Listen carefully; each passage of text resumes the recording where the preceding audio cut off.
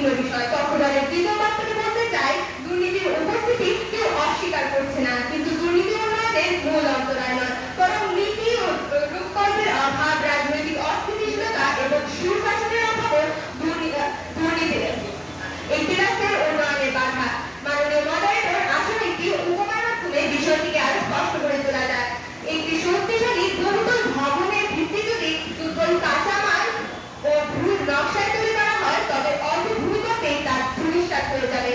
এখানে দুর্নীতির ভূমিকা ছাদের ছোটখাটো ফাটলের মতো, যা ক্ষতিকর থেকে কিন্তু পুরো ভবনটি ভেঙে পড়ার পেছনে দায়ী মূল কাঠামোগত ত্রুটি এবং পরিকল্পনার অভাব।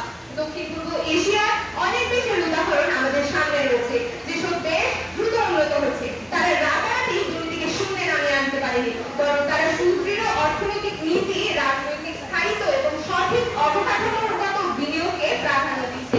গ্রিক দার্শনিক এরিস্টটল বলেছিলেন, বৈষম্য দুর্নীতি রাষ্ট্রের ব্যাধি, দুর্নীতি নয়। আবার রাষ্ট্রবিজ্ঞানী চার্লস টিলি বলেছিলেন, একটি রাষ্ট্রের ভাগ্য নির্ধারিত হয় তার প্রাতিষ্ঠানিক ভিত্তি ও নীতি নির্ধারণের সক্ষমতার উপর। মাননীয় মডারেটর, এবার আসি আমাদের প্রিয় বাংলাদেশের বাস্তবতার পক্ষে। আমাদের দেশে যখন কোনো মেগা প্রজেক্ট বাস্তবায়িত হয়, যেমন পদ্মা সেতু বা রূপপুর পারমাণবিক বিদ্যুৎ কেন্দ্র, তখন মূল চ্যালেঞ্জটি কি থাকে? মূল চ্যালেঞ্জটি থাকে বিশ্বমানের প্রযুক্তি গ্রহণ, বিশাল মূলধনের সংগ্রহ এবং সঠিক সময়ে সঠিক পরিকল্পনা বাস্তবায়নের সক্ষমতা। বাংলাদেশ ব্যাংকিং বা অর্থ মন্ত্রণালয়ের তথ্য বিশ্লেষণ করে দেখা যায়, আমলাতান্ত্রিক দীর্ঘসূত্রতা, অদক্ষ নীতি নির্ধারণ ও বৈশ্বিক অর্থনৈতিক অস্থিরতার কারণে বাংলাদেশের মূলধনী ব্যয় এবং ডলার সংকট তৈরি হয়। তখন দুর্নীতির চেয়ে বড় বাধা হয়ে দাঁড়ায় দক্ষ জনবল এবং সুনির্দিষ্ট অর্থনৈতিক রোডম্যাপের অভাব।